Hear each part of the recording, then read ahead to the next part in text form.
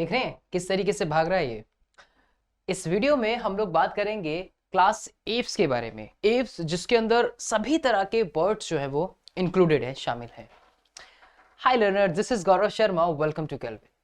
इससे पिछले वाले वीडियो में हमने रेप्टाइल्स के बारे में बात की थी, क्लास रेप्टिलिया, जिसमें आपने सभी तरह के स्नेक्स ऑलमोस्ट और लिजर्ड्स के बारे में बात की majorly.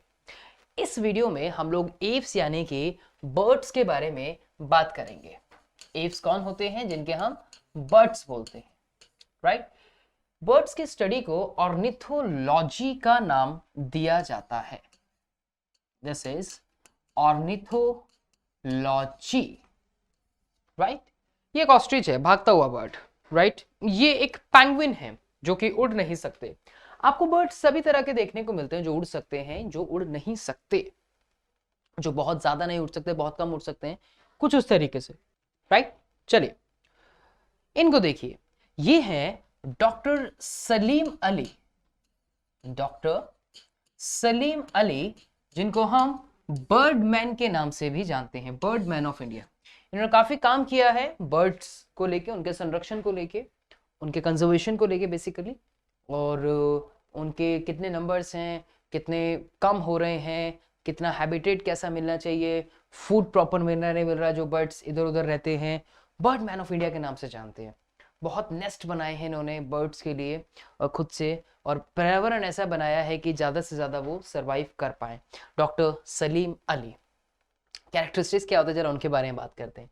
The characteristic feature of Aves are the presence of the feathers and most of them can fly except flightless birds like ostrich. feathers इनकी बॉडी पे प्रेजेंट होते हैं। feathers क्या करते हैं? feathers इनको वार्म रखने का काम करते हैं और उड़ने में भी सपोर्ट करते हैं। feathers बेसिकली क्या कर रहे हैं? उनको वार्म रखने का काम करते हैं। कई बर्ड्स आपके जो हैं ज्यादातर जो है वो उड़ते हैं, लेकिन कई ऐसे भी होते हैं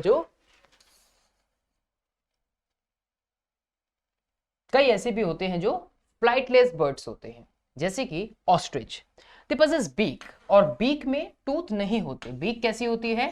दैट इज टूथलेस, राइट। चलिए उसके अलावा forelimbs are modified into wings, जो इनको उड़ने में हेल्प करते हैं, right. The hind limbs generally have scales. जब हम हाइंड लिम्स की बात करते हैं तो कई उन पे हमें स्कल्स भी जो है वो देखने को मिलते हैं, and are modified for walking, swimming और क्लास्पिंग द ट्रीज ब्रांचेस। जैसा कि आप इसमें देख सकते हैं, इसने किस तरीके से क्लास्प किया हुआ है। तो हाइंड लिम्ब जितने भी हैं जनरली उनके पास स्कल्स प्रेजेंट हो सकते हैं या होते हैं, और वो मॉडिफाइड हैं किसमें?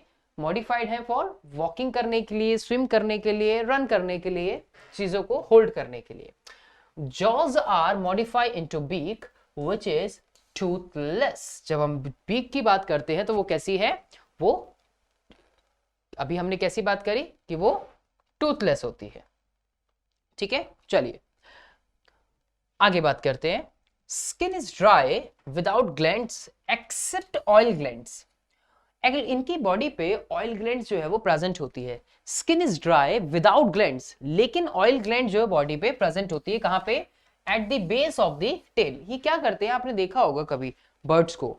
बर्ड्स क्या करते हैं कई बार कि अपने जो सर है ना, उसको, मुंह को जो है, बीक को कई बार पीछे लेके जाते रहते हैं, कई बार टच करते रहते हैं। अगर आपने उनके बिहेवियर पे ध्यान दिया हो तो वो क्या करते हैं, वो अपने फेदर्स पे जो है उन पे लगाते रहते हैं, लुब्रिकेशन का काम करते हैं। ये ऑयल ग्लैंड्स, उनके जो फेदर्स होते हैं ना, फेदर्स को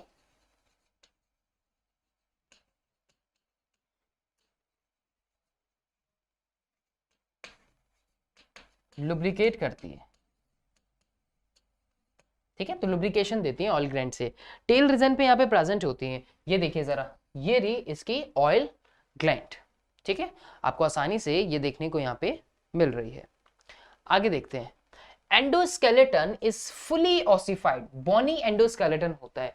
इनके पास बेसिकली न्यूमेटिक बॉन्स होती है। न्यूमेटिक बॉन्स कौन सी होती है? जिन्हें हम होलो बॉन्स के नाम से भी जानते हैं। इन होलो बॉन्स का कनेक्शन जो है ना, इसके उस रेस्पिरेटरी ट्रैक के साथ कनेक्टेड होता है, जिसकी वजह से ये उड़ते हुए आसानी से जो है इनको ऑक्सीजन मिल पाए, ऑक्सीजन की कमी ना हो पाए। होलो बॉन्स होती है, लाइट बॉन्स होती है, उड़ने में भी इनको हेल्प करती है। अगर हमारी तरह होती है तो उस तरीके से ये उड़ नहीं पाते। तो ऑसिफाइड बोन्स होती हैं, लॉन्ग बोन्स आर होलो। जितनी भी जो लॉन्ग बोन्स होती है, जैसे कि यहाँ पे आप देख सकते हो कि इसकी बॉडी पे जो है ये एक स्ट्रक्चर जो है, किस तरीके से इनका कनेक्शन जितना भी है वो सारा का सारा रेस्पिरेटरी ट्रैक के साथ कनेक्टेड होता है, तो आसानी से उड़ पाए। उड़ने के टाइम पे ऑक्सीजन की कमी ना हो बॉडी में, बॉन्ड जो है इस तरीके से डिजाइंड होती हैं, न्यूमेटिक बॉन्ड्स बोलते हैं उनको। और एयर कैविटीज प्रेजेंट होती है उनके अंदर, इसलिए उनको न्यूमेटिक बॉन्ड्स बोला जाता है। होलो बॉन्ड्स होती हैं, इसलिए होलो बोला जाता है न्यूमेटिक एयर कैविटीज की वजह से, जिससे कि रेस्पिरेशन के टाइम पे कोई भी प्रॉब्लम ना आए। प्रॉब्लम से मेरा मतलब है कि ऑक्सीजन की कमी ना हो basically. Digestive track of birds had additional chambers which is called crop and gizzard. देखिए जरा पिक्चर में ध्यान से देखिए, गिजार्ड और इसको मार्क कर लेते हैं पहले। ये रहा क्रॉप और ये रहा गिजार्ड। एडिशनल चैम्बर्स के बारे में बात हो रही है, पिक्चर को देखिए पहले ध्यान से, दैट इज इंपॉर्टेंट, देखना ज्यादा इंपॉर्टेंट है। ठीक है, क्या करता है, जो आपका क्रॉप होता है वो इंजेशन में और स्टोरेज में हेल्प करता है। क्रॉप किस में हेल्प कर रहा है, क्रॉप बेसिकली फूड के स्टोरेज में हेल्प करता है। और दूसरी तरफ जो गिजार्ड होता है, गिजार्ड जो है वो किसमें, क्रश करने में हेल्प करता है। क्रशिंग आप इसको लिखेंगे, क्रशिंग में हेल्प करता है। दोनों पॉइंट लिखने हैं आपको ये, ठीक है, क्रॉप और गिजार्ड को लेके दोनों पॉइंट जो है आपको वो लिखने पड़ेंगे। क्रॉप क्या कर रहा है, क्या लिखा मैंने कि डाइजेस्टिव ट्रैक में एडिशनल चैम्बर है, क्रॉप जो है वो स्टोरेज का काम कर रहा है, और आपका जो गिजार्ड है वो क्रश करने में फूड को हेल्प कर रहा है। ठीक है, ये दोनों पॉइंट इंपॉर्टेंट है। आगे देखिए, हार्ट कंप्लीटली 4 चैम्बर्ड होता है। इनकी बॉडी में हमें डबल सर्कुलेशन देखने को मिलता है। क्या देखने को मिलता है, डबल सर्कुलेशन। क्लास 10th में आप लोगों ने डबल सर्कुलेशन के बारे में जरूर पढ़ा होगा, राइट। डबल सर्कुलेशन की रिक्वायरमेंट क्यों होती है, एक तो ये वार्म ब्लडेड एनिमल्स होते हैं, उसके अलावा जो वार्म ब्लडेड एनिमल्स होते हैं उनकी बॉडी को लगातार या कॉन्टिन्यूस सप्लाई चाहिए होती है फूड की और एनर्जी की या ऑक्सीजन की मैं कहूं। ठीक है, तो जिसकी वजह से इनकी बॉडी में सेपरेट होते हैं, सेपरेशन होता है ऑक्सीजनेटेड और डीऑक्सीजनेटेड ब्लड का एक कॉन्टिन्यूस सप्लाई के लिए, राइट। और हम वार्म ब्लडेड हैं तो हमें लगातार सप्लाई तो चाहिए ही चाहिए, वार्म कॉम्प्लेक्स ऑर्गेनिज्म है हम लोग, राइट। तो डबल सर्कुलेशन होता है बॉडी में, because we need a regular supply of energy to do और to control a various regular activities of our life. They are warm blooded, yes, homeotherms जिसको बोलते हैं, and they are able to maintain a constant body temperature. लगभग 102 degree Fahrenheit जो है इनकी body में हमें टेम्परेचर देखने को मिलता है। ये चीज आप लोग ध्यान रखेंगे, अप्रोक्सीमेटली है वो 102 डिग्री फ़ारेनहाइट की जब हम बात करते हैं। ठीक है जी, हमारी बॉडी में भी इंटरनल टेम्परेचर होता है, पढ़ेंगे मैमल्स में। रेस्पिरेशन बाय लंग्स हमें देखने को मिलता है। एयर सेक्स प्रेजेंट होते हैं। सेक्स जो वर्ड आता है ना वो इंटरनल, जब हम एनाटॉमी की बात करते हैं उसके लिए आता है। Air sacs connected to lungs supplement respiration.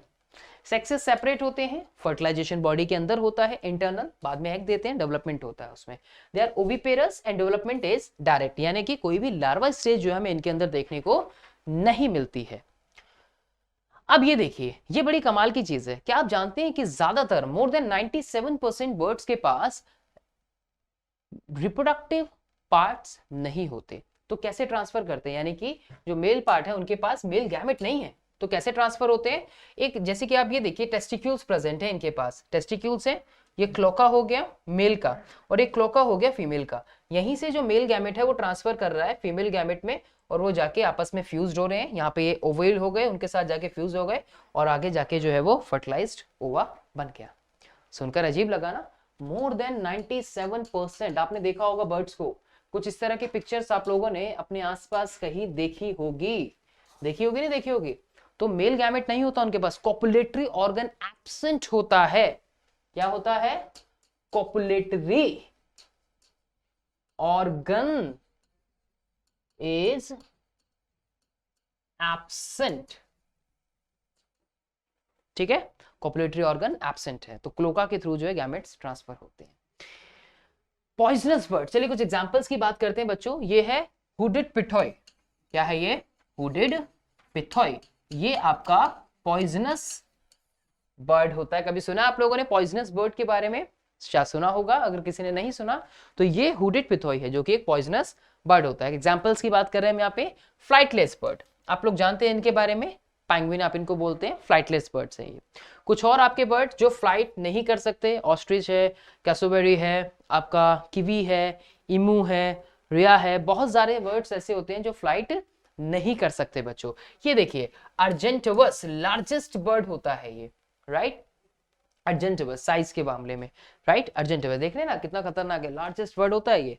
उसके अलावा हमिंग बर्ड स्मॉलेस्ट बर्ड, देख रहे हैं कितना छोटा है, दिस इज हमिंग बर्ड, इसको बोलते हैं humming bird, smallest. Corvus crow, कुछ आप लोगों को एग्जाम्पल जो है इनके ज़ूलॉजिकल नेम याद रखने हैं, क्योंकि आपके कॉम्पिटिटिव एग्जाम्स में कई बार ज़ूलॉजिकल नेम्स को लेके सवाल पूछा गया है, मैचिंग आती है ज़ूलॉजिकल नेम्स की।